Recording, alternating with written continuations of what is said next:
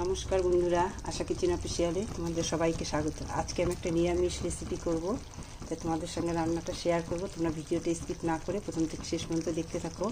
আর তোমরা যদি কেউ আমার চ্যানেলে সাবস্ক্রাইব করে না থাকো তো অবশ্যই সাবস্ক্রাইবটা একটু করে দিও নতুন নতুন ভিডিও দেখার জন্য। তো চলো বেশি কথা না বলে আজকে রান্নাটা শুরু করি। এখানে আলু, মিষ্টি কুমড়ো, সজনা ডাঁটা আর হচ্ছে কাঁঠালের বিচি। শ্রাবণ মাসে অনেকে নিরামিষ খায়, তাই ভাবলাম একটা নিরামিষ তরকারি করব। তো এইগুলো সব কেটে নিয়েছি, নিরামিষ সবজিগুলো। আর এখানে কড়াই বসানো আছে, একটু এর মধ্যে ধনে দিয়ে দিলাম। ধনেটা ভেজে নেব, ধনে অল্প আর অল্প জিরা আর একটা শুকনো লঙ্কা, আরও একটা শুকনো লঙ্কা দিয়ে দিচ্ছি। আর ভাজা হালকা গরম করব। হয়ে গেছে। এবার তেল দিচ্ছি 2 টেবিল চামচ। ডালের বড়ি ভেজে দিচ্ছি। আমি অল্প করে করছি, দুজনের মাপে, দুজনের আন্দাজে। ডালের বড়িটা ভাজা হয়ে গেছে। দিয়ে দিচ্ছি শুকনো লঙ্কা আর পাঁচফোড়ন।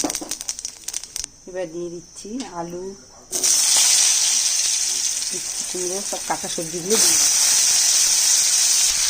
আলু, মিষ্টি কুমড়ো, সজনা ডাঁটা, কাঁঠালের বিচি একটু ভেজে নেব। হালকা ভাজা হয়ে গেছে। দিয়ে দিচ্ছি নুন, হাফ টেবিল চামচ হলুদ গুঁড়ো। এবার আরেকটু ভেজে নিচ্ছি। এবার দিয়ে দিচ্ছি টমেটো কাটাটা।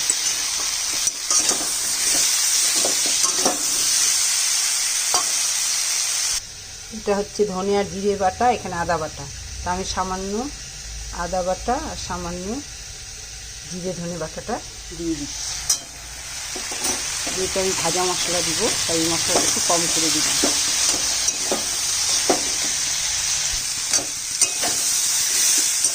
জিরা আদা বাটাটা দিয়ে একটু নাড়াচাড়া করব। আর দিয়ে দিচ্ছি সামান্য জল,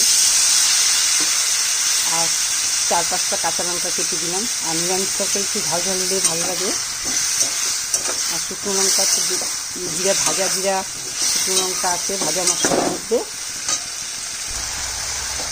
মশলাটা একটু ভাজা ভাজা হয়ে গেছে, সবজিটা একটু নরম হয়ে গেছে। এবার দিয়ে দেবো জল।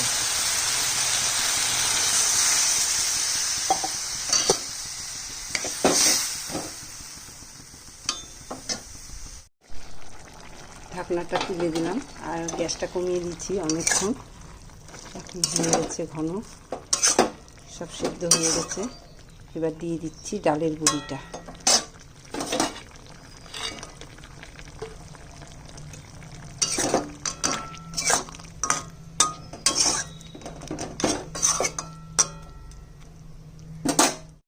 এবার দিয়ে দিচ্ছি ভাজা লঙ্কা, ধনে আর জিরার গুঁড়ো।